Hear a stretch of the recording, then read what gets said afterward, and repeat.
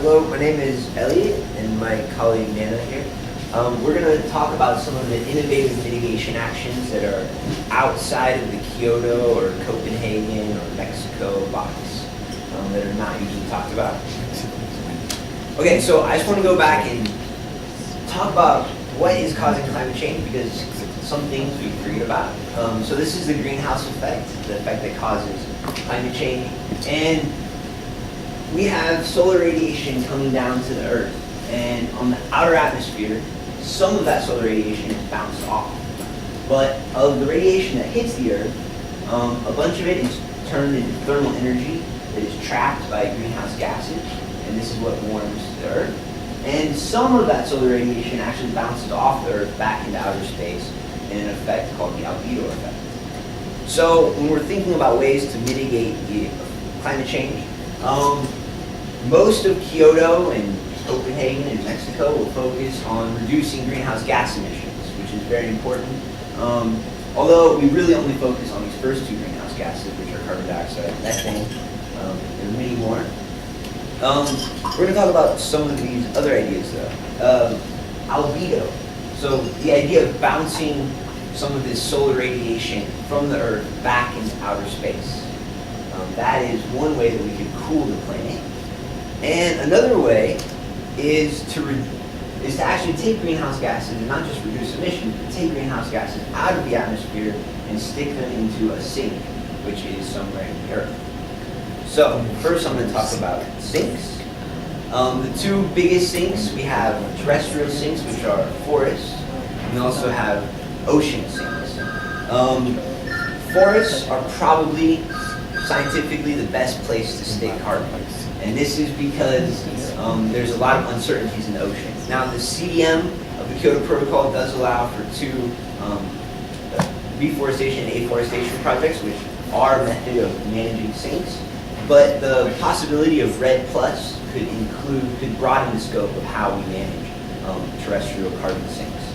Now, like I said earlier, the oceans are probably not the best place to stick carbon. This is kind of hard to see. This is an algae bloom off the coast of Argentina, and when algae blooms in the ocean, photosynthesis occurs and carbon dioxide is sucked out of the atmosphere into the ocean. Now, as my colleague Henry spoke about earlier, taking carbon dioxide out of the atmosphere and sticking it into the ocean is, one, uncertain, as he spoke that the rate is declining of carbon dioxide uptake, but also it leads to ocean acidification, which is detrimental to coral reefs, which many of us depend on for food security, as well as some small islands and places depend on for tourism. So this is probably not the best place. Some ideas such as ocean fertilization with iron, we would recommend to not do that, or to be very hesitant in approaching those ideas. So the other idea, which was albedo, was how could we take some of this solar radiation that's hitting the Earth and bounce it back into outer space? Some of the ideas are pretty easy. We could just paint roofs white. White light reflects light in outer space. There's a couple of other ideas that I'll talk about in a second, but just one thing that's really important to note, that when we're talking about albedo, we're not going to reduce greenhouse gases. So while we could cool the Earth, we will not be able to get out of the harms caused by carbon dioxide, such as ocean acidification. So some of the cool ideas, geoengineering ideas, this chart shows a bunch of them. There's some pretty out there ideas like space mirrors, where we would put mirrors in outer space to reflect light away from the Earth. Now that idea is going to be very, very expensive and will take hundreds of years to develop. It might be necessary in the future, so I don't think we should rule that idea out.